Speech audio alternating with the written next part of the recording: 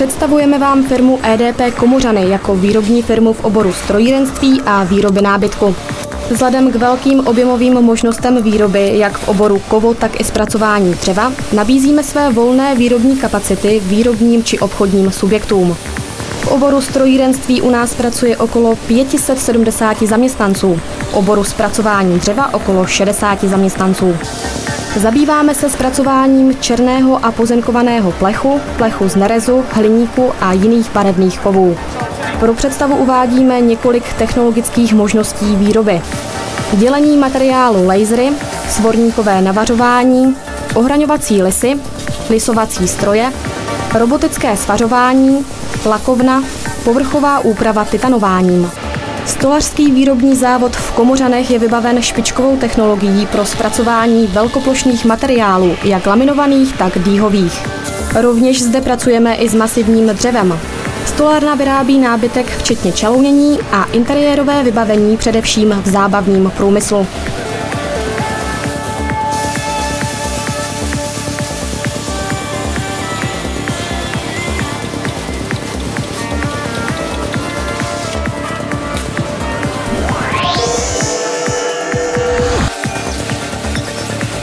K dělení materiálu řezáním se používá 2D laserový stroj Trumatic L3530. U tohoto stroje se pohybuje řezací hlava a materiál zůstává v klidu na výměnném stole. Na tomto stroji je možno zpracovávat konstrukční ocel do tloušťky 20 mm, nerez do tloušťky 12 mm a hliník do tloušťky 8 mm.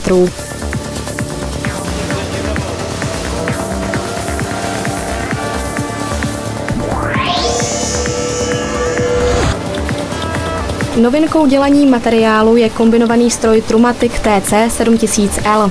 Při pracovní činnosti stroj kombinuje sekací a laserovou hlavu. U menších dílů se pohybuje řezací hlava bez nutnosti pojezdu celého stolu.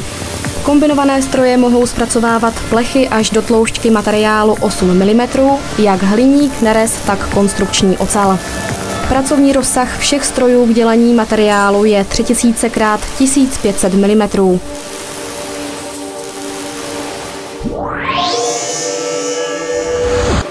Svorníkové navařování je prováděno ručně nebo přes CNC navařování na stroji HBS. CNC stroj je schopen navařit až 30 kovových komponent za minutu. Stroj HBS má 3 navařovací hlavy. Ke každé hlavě jsou napojeny 2 zásobníky s automatickým podávacím systémem. Tento moderní CNC stroj zvýšil svou rychlostí produktivitu navařování.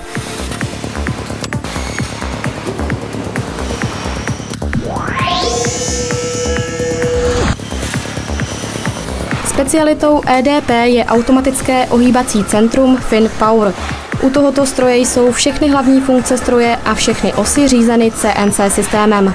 Na CNC ohýbacím centru jsou převážně ohýbány rozměrově velké dílce, jako například záda a boky automatů.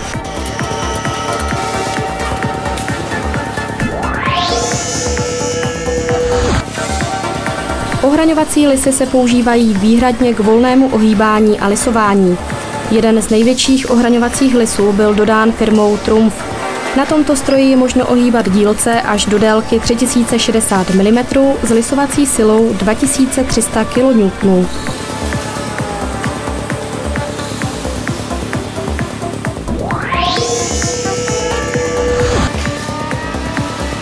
Spojovací materiál jako šrouby, matice a sloupky jsou lisovány do materiálů na strojích Heger 618 Plus a Heger 624 Plus. Oba tyto stroje jsou vybaveny automatickým podavačem. Na těchto strojích je možno také provádět spojování plechů za studena jako náhrada za bodové spařování. U plechů, které jsou spojeny touto technologií, nedochází k tepelnému zatížení spoje a není potřeba žádné předběžné a následné opracování.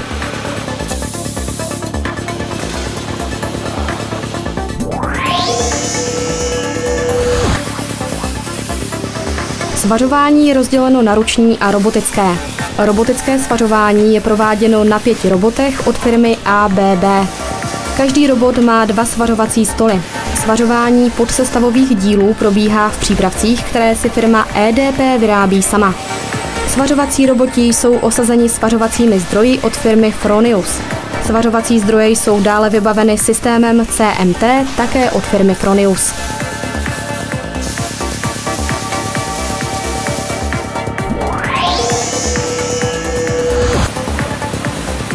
Lakovna je kompletní dodávkou od firmy Ideal Line.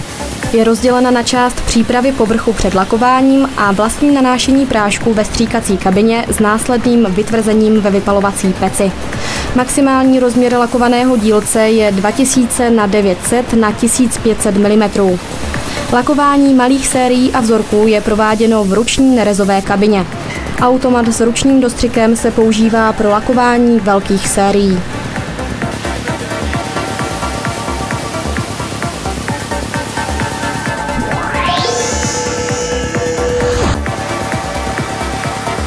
Po povrchové úpravě titanováním se používá titanovací zařízení V1500U.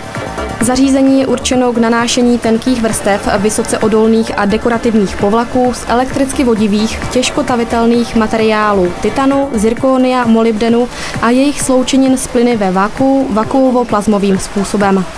Výška titanovací komory je 2200 mm a vnitřní průměr komory je 1100 mm.